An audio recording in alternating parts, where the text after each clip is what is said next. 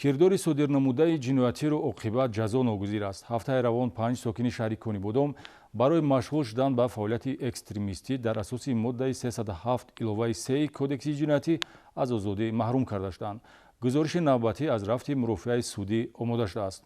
дар суди шаҳри Конибодом зимни мурофиаи судӣ гунаҳкории 5 сокини шаҳри мазкур судшавандаҳо Ашуров Умар Аюбхонович соли таваллудаш 1989, Исмоилов Султон Қурбоналиевич соли таваллудаш 1983, Мавлонов Наврӯз Ортиқович соли таваллудаш 1981, Собиров Дамир Давронович соли таваллудаш 1984 ва Тухтаев Бурҳон Ғаниҷонович соли таваллудаш 1976 дар асоси моддаи 307 иловаи 3 кодекси ҷиноятӣ тасдиқ ёфт. далелҳои зимни тафтиши пешакӣ ҷамъоваришуда муайян менамояд, ки ин нафарони дар курсии айбдорӣ нишаста қасдан ҷиноят ба муқобили асосҳои сохти конститутсионӣ ва амнияти давлатиро содир намуданд. пайравӣ ба ақидаҳои ташкилоти ифротгароёнаи фаъолияташ дар қаламрави ҷумҳурии Тоҷикистон Мамнӯи Салафия ва дар ҳудуди шаҳри Конибодом бо амалу рафтор татбиқи чунин фаъолияти ғайриқонунӣ аз ҷумла ташкили ҷамоатҳои мақсаднок ва истифодаи адабиётҳои мазмуни ифротӣ дошта, ҳамчунин дигар қасдҳои ҷиноятӣ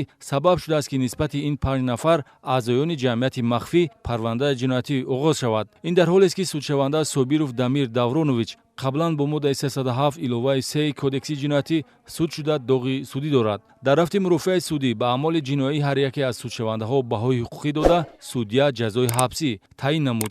Башуров Умар Аюбхонович бо моддаи 307 иловаи 3 қисми 2 кодекси ҷиноятии ҷумҳурии Тоҷикистон ҷазо дар намуди маҳрум сохтан аз озодӣ ба муҳлати 5 сол бо адои ҷазо дар колонияи ислоҳи дорои низоми пурзур таъин карда шавад.